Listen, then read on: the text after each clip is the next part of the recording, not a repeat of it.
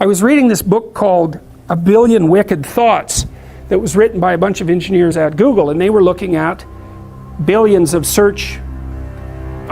Google searches. And you know, there's no shortage of pornography on the internet, and there's much less by proportion than there was when the internet was first invented.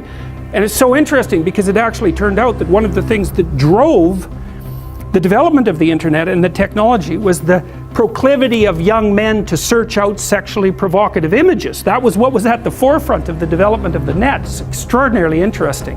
They were motivated to use it for that purpose, and that provided the platform from which it emerged. Amazing. Anyways, the Google engineers looked at pornographic search processes and then segregated male searches from female searches, and what they found was that the males searched out images. Surprise, surprise, no one considers that, you know, particularly interesting, but the females searched out literary representations of pornography. It was written.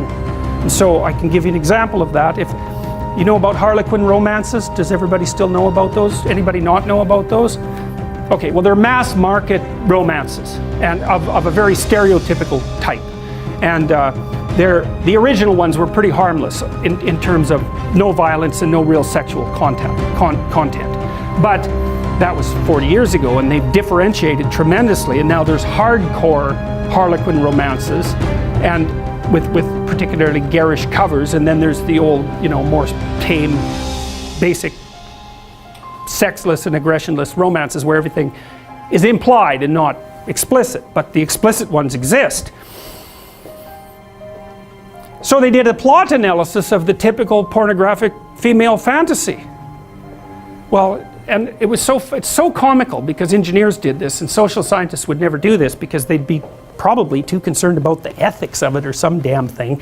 But engineers, you know, they'll just plow ahead with no concern whatsoever for such things, and they actually discover things that way. And so they discovered the basic plot of the female pornographic literary product. And they identified, so basically what happened was that a innocent, well-meaning and attractive young woman encounters a male who's a bit of a monster.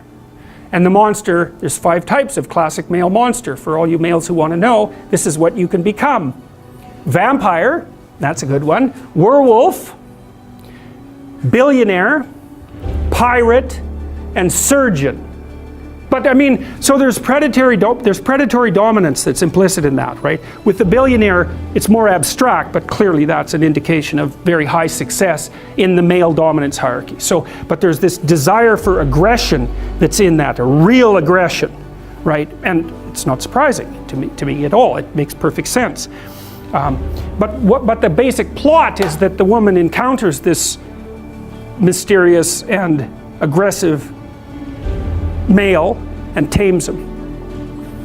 That's the female hero myth as far as I can tell. It's Beauty and the Beast.